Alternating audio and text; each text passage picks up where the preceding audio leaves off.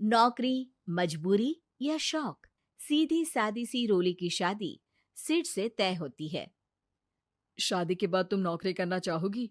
नहीं नहीं, बिल्कुल नहीं। वैसे मैं ये नहीं कहती कि नौकरी करना ठीक नहीं है, लेकिन पर्सनली मैं ये सोचती हूँ कि मैं गृहिणी बनूंगी। हाँ हाँ, क्यों नहीं। गृहिणी बनना भी आसान नहीं है। एक सफल परिवार चलाना किसी देश को चलाने जितना ही कठिन है। रोली को सिड का साथ और बात दोनों अच्छी लगती है, और फिर वो दिन भी आ जाता है जब दोनों की शादी हो जाती है। शादी के बाद ये क्या, सारा दिन किचन कपड़े और चार दीवारों के आगे पीछे घूमती रहती है। जा बाहर निकल कर देख, कितनी स्मार्ट लगती हैं वो औरतें जो नौकरी करती है। हाँ, अच्छी तो लगती है सासू माँ, लेकिन मैं नौकरी नहीं कर सकती। मेरा मन घर के कामों में ही लगता है।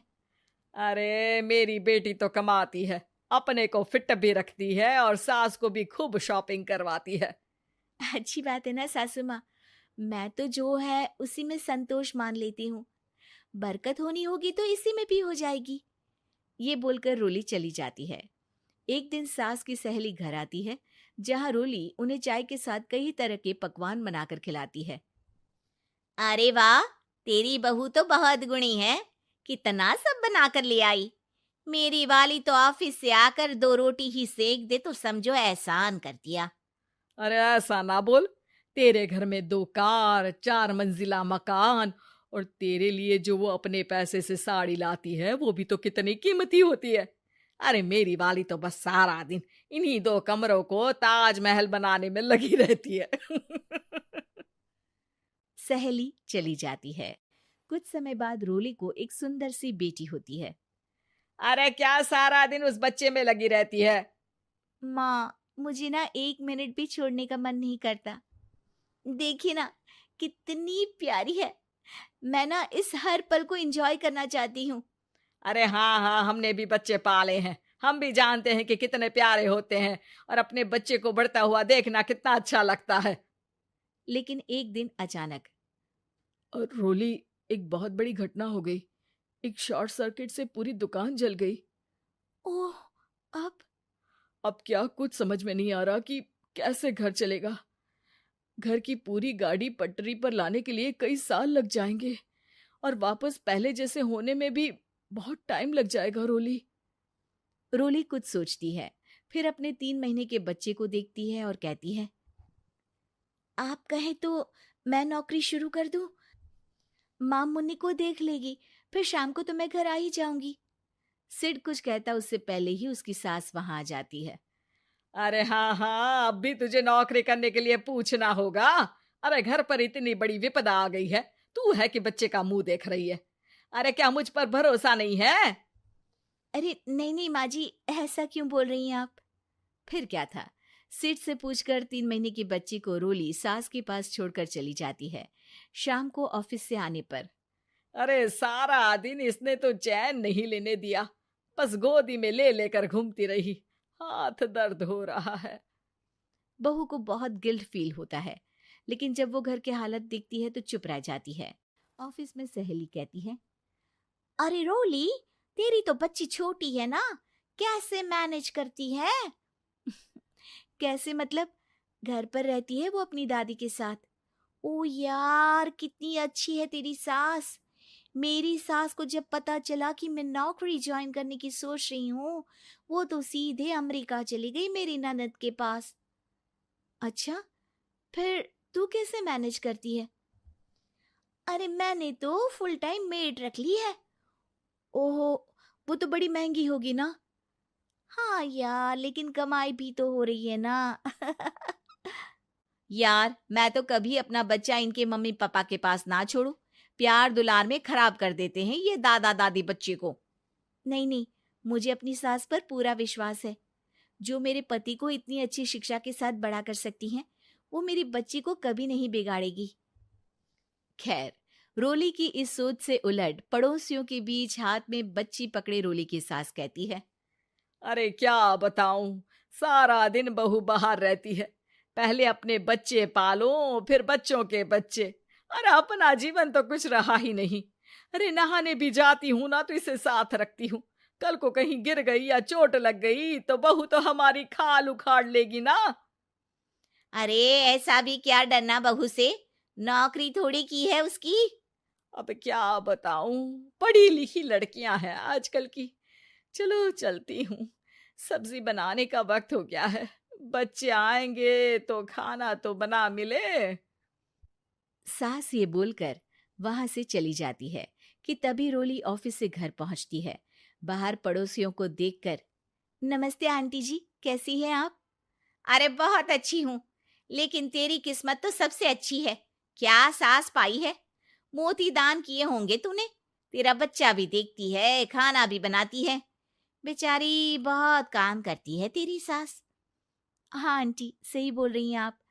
अब ऑफिस भी दूर है तो आने जाने में वक्त चला जाता है। खैर चलती हूँ।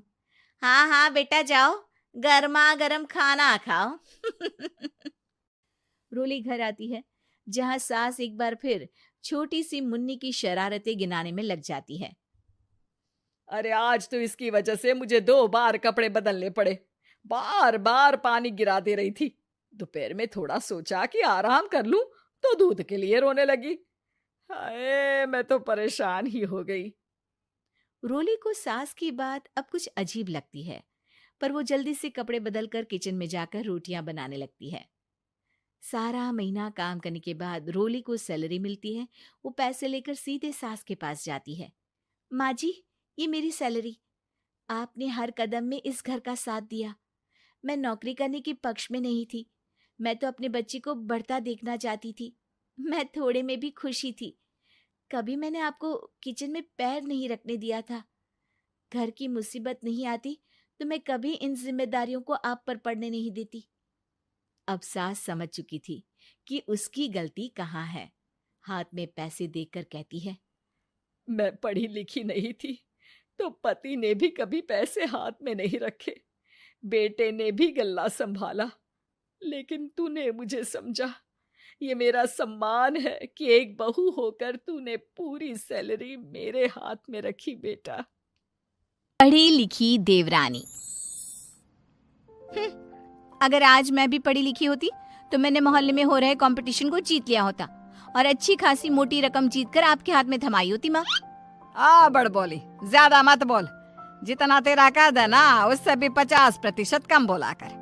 इस घर में ही क्या, हमारे खानदान में किसी भी औरत को पढ़ने की इजाजत नहीं है। देख तेरी बड़ी भाभी मधु, ये भी कहाँ पढ़ी है, इसके घर वालों ने भी इसे पढ़ने नहीं दिया। तो अब आप बाकी लोग जो करेंगे वही करोगी। पढ़ना सिर्फ लड़कों के हाथ में है। किताब, पेन, पढ़ाई ये आदमी ही कर सकते हैं, क्योंकि उन्हें तो आगे जाके कमाना है। औरतों को तो सिर्फ बेलन, झाड़ू और पोछा यही करना है जीवन भर। और तेरे इस कंपटीशन को जीत कर मुझे नहीं चाहिए पैसे। मेरा बड़ा बेटा सागर अब कमा रहा है और छोटा बेटा तेज भी अपने कॉलेज की पढ़ाई के बाद कमाएगा ही। तारिनी, तू तो बस अपनी बड़ी भाभी से खाना बनाना और घर के बाकी काम करना सीख ले। सच में आप सबकी सोच ना जमीन में धसी हुई रहेगी लाइफ टाइम। न जाने क्यों मैं इस घर में पैदा हुई। ऐसा नहीं बोलती तारिनी। तारिनी रोकर अपने कमरे में चली जाती है। पाठक परिवार में आज तक किसी भी लड़की ने पढ़ाई नहीं की और सिर्फ लड़कों को ही इजाजत दी जाती है, लड़कियों को नहीं। बिंदु के 2 बेटे होते हैं। बड़ा बेटा सागर जो एक अच्छी नौकरी करता है और उसकी बीवी मधु है, और छोटा बेटा तेज जो अभी कॉलेज में अपने लास्ट ईयर की पढ़ाई पूरी कर रहा होता है। बिंदु और यशराज ने कभी अपनी बेटी तारिनी को पढ़ने नहीं दिया, जिसकी शिकायत वो आज तक करती है। तेज को अपने कॉलेज में प्रीति नाम की एक लड़की से प्यार हो जाता है।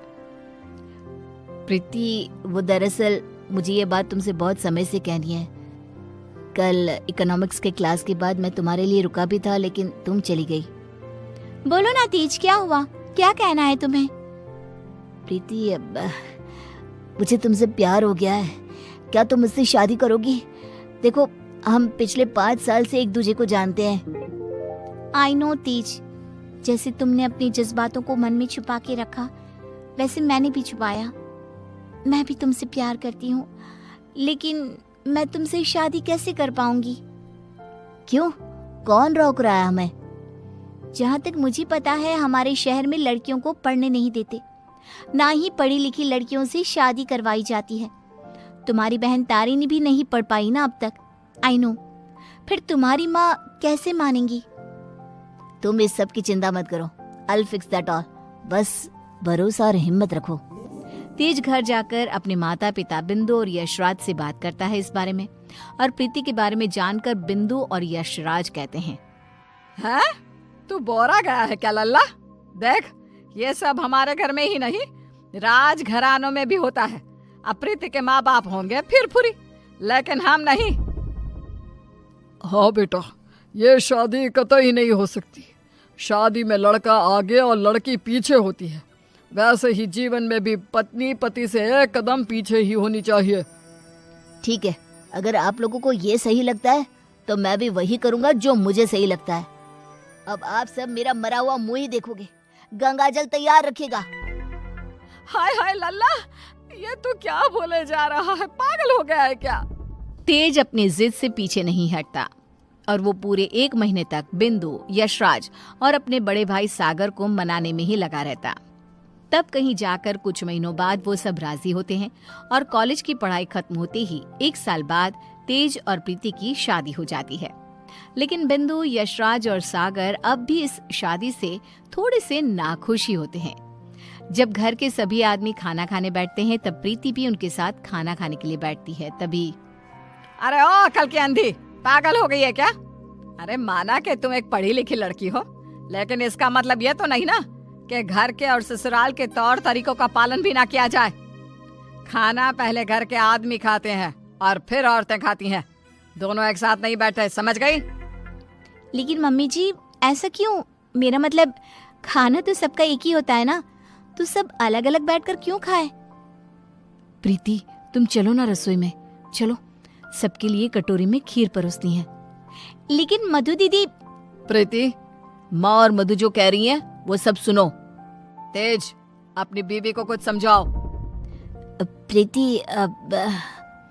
प्रीति गुस्से से उठकर रसोई में चली जाती है और मधु के साथ खीर को कटोरियों में परोसने में लग जाती है। प्रीति, हम इस घर की बड़ी बहू हैं, उसके बावजूद भी हमें हर मामले में, हर काम में पीछे रखा जाता है, जूती की नोक पे रखा जाता है, क्योंकि हम पढ़े लिखे भी नहीं हैं। अब सोचो, हम बड़ी बहू होकर भी हमारा ये हाल है, तो तुम्हारे साथ क्या क्या होगा? मधु दीदी, आप पढ़ी लिखी नहीं हो, इसमें आपकी कोई गलती नहीं है, लेकिन ये जो कुछ भी हो रहा है ना, आदमी और औरत का भेदभाव, ये सब बहुत ही बेकार और इलॉजिकल है। आज दुनिया कहां से कहां पहुंच गई है। आज के जमाने में औरत आदमी के साथ कदम से कदम मिलाकर चलती हैं। खैर, अब हम और कर भी क्या सकते हैं, लेकिन हम अपने आप को बहुत भाग्यशाली मानते हैं। क्यों मधु दीदी? क्योंकि हमारी एक पढ़ी लिखी देवरानी जो है। हाँ, आपको पता है मधु दीदी, आप ना बहुत क्यूट हो, आपको किसी की नजर ना लगे। जब सभी हॉल में एकत्रित होते हैं तभी बिना घूंघट ओढ़े प्रीति को देखकर, प्रीति बहू, अब क्या तुम्हारे लिए दीवार पर बड़े अक्षरों में इस घर के तौर तरीके लिखवा दिए जाए? हैं? अब क्या किया मैंने? आप हमेशा राशन पानी लेकर क्यों चढ़ जाती हो मुझ पर मम्मी जी? I just don't understand। Preeti बहू, आज तुम बगैर घूंघट के दिख गई हो। आइंदा से अगर ऐसा बिना घूंघट के दिखी ना तो मुझसे बुरा कोई नहीं होगा। मधु बहू को देखो, सोते समय भी घूंघट ओढ़े ही सोती है, नींद में भी ये हमारे आदेशों का पालन करती है। और हाँ, एक और बात कान खोलकर सुन लो, आइंदा से बड़ों से और अपने इर्द गिर्द के आदमियों से इतनी बदतमीजी से बात नहीं करना, और इस घर की 4 दीवारों में सिर्फ और सिर्फ सरल हिंदी भाषा का ही प्रयोग होगा, अंग्रेजी भाषा नहीं गूंजनी चाहिए। तेज, अपनी धर्म पत्नी को समझा कर रख। प्रीति निराश हो जाती है और अपने कमरे में चली जाती है। रात में वो तेज से कहती है, तेज, ये सब क्या हो रहा है? तुम्हारे घर वाले इतने पागल कैसे हो सकते हैं? अगर मुझे ये अंदर की बातें पता होती ना तो मैं कभी तुमसे शादी नहीं करती। I married you just because तुमने कहा कि तुम्हारे घर वालों को मुझसे कोई ऑब्जेक्शन नहीं है। हाँ, तो वही हुआ ना, वो कुछ बोले क्या तुम्हारी पढ़ाई लिखाई पर? अब बाकी कुछ रूल्स रेगुलेशंस है घर की लड़कियों और बहुओं के लिए, अब उन्हें तो फॉलो करना ही होगा ना। आई नो वो थोड़े बहुत गलत है, लेकिन अब हम और कर भी क्या सकते हैं।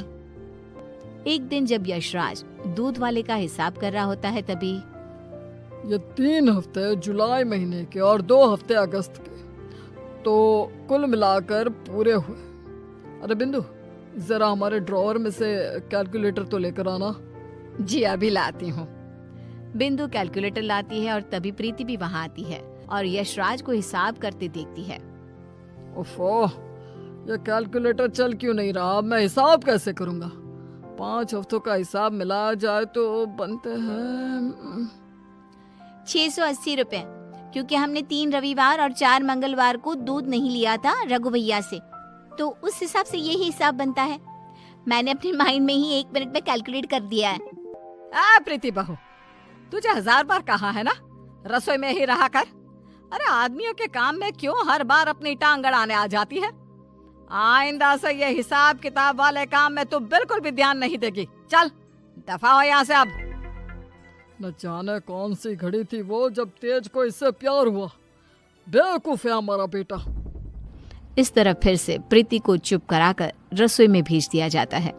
कुछ दिनों बाद प्रीति जब बाजार से घर लौटती है तब वो घर पर सबको मधु पर चिल्लाते हुए देखती है और मधु बेचारी फूट फूट कर रोई जा रही थी। सब तुम्हारी गलती है, तुम्हारी वजह से ही मैं बाप नहीं बन सकता कभी। पता नहीं क्यों आई तुम मेरी जिंदगी में। पनौती हो तुम, पनौती। लेकिन सागर जी, डॉक्टर साहब ने कहा है कि आपके अंदर कुछ मेडिकल इश्यूज है जिसकी वजह से आप कभी बाप नहीं बन पाएंगे। अब इसमें हमारी क्या गलती है?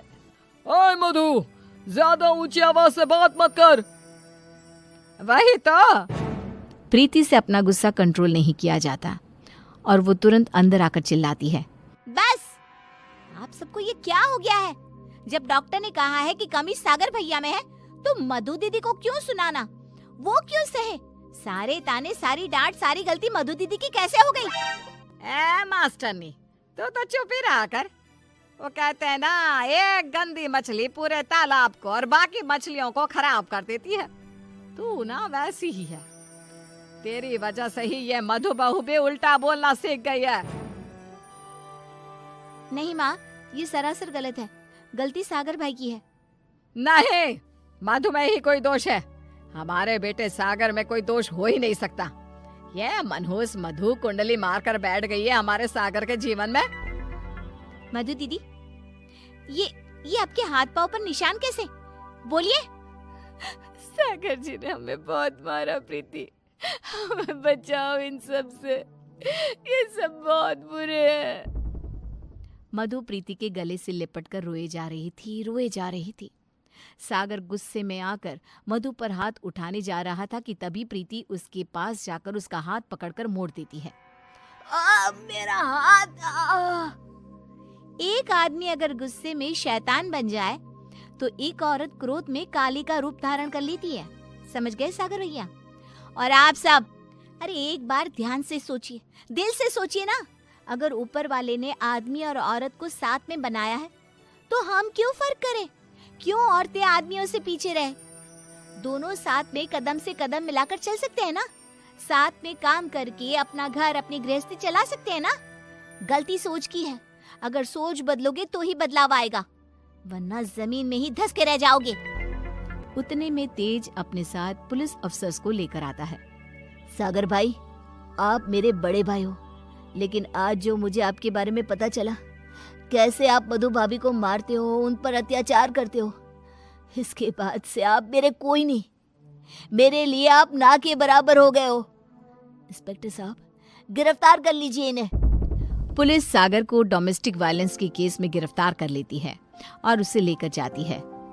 माँ, पापा, प्रीति और मैंने फैसला कर लिया है कि हम अब इस घर में और नहीं रहेंगे और अकेले किसी शहर में जाकर रहेंगे।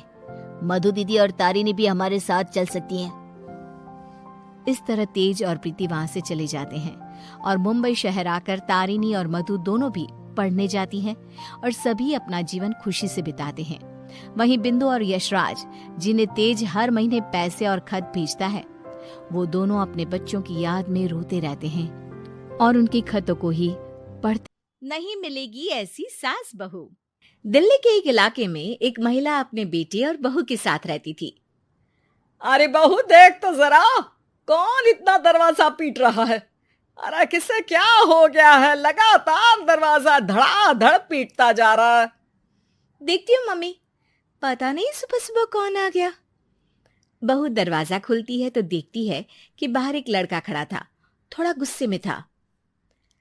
अरे मैडम, आपकी ऑनलाइन शॉपिंग ने परेशान कर रखा है। बार बार आप अपना सामान वापस लौटाती हैं, कभी एक बार में सामान आता ही नहीं। अरे कैसे बात कर रहे हो? मैं कंपनी को फोन करती हूँ, तुम्हें नहीं आना तो मत आओ, कोई और आ जाएगा। इसमें गुस्सा होने वाली कौन सी बात है? अरे बहू क्या हुआ? किससे बहस हो रही है? कुछ नहीं मम्मी, वो ऑनलाइन वाला लड़का आया है, उसी से बात कर रही हूँ।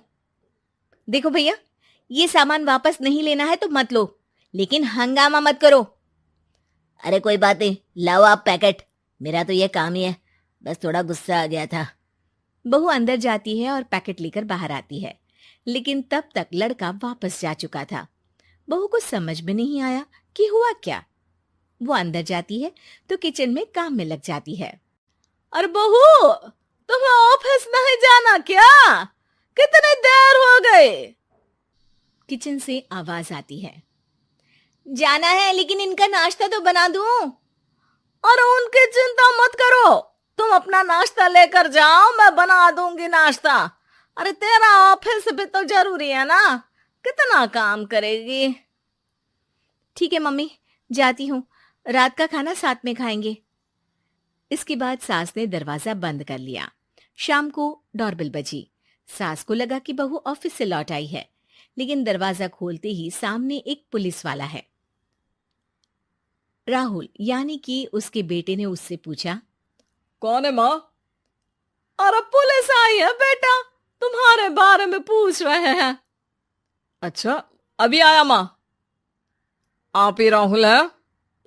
हाँ जी, मैं ही राहुल हूँ। आपकी पत्नी का नाम विनीता है?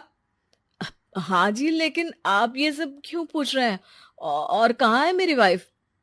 देखिए, परेशान मत होइए, आपको मेरे साथ चलना होगा, मैं आपको रास्ते में पूरी बात बताता हूँ। मैं आपके साथ थाने क्यों चलूं? कोई क्रिमिनल थोड़ी ना हूं मैं।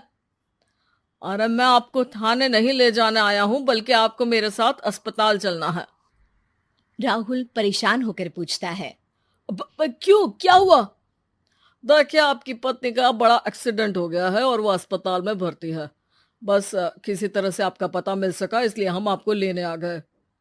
राहुल हड़बड़ी में माँ को बगैर बताए पुलिस वालों के साथ घर से निकल जाता है। सर, क्या हुआ मेरी पत्नी को? कुछ तो बताइए। देखिए, घबराइए मत, वो आईसीयू में है, अभी कुछ कहा नहीं जा सकता। कुछ देर में सभी अस्पताल पहुंचते हैं।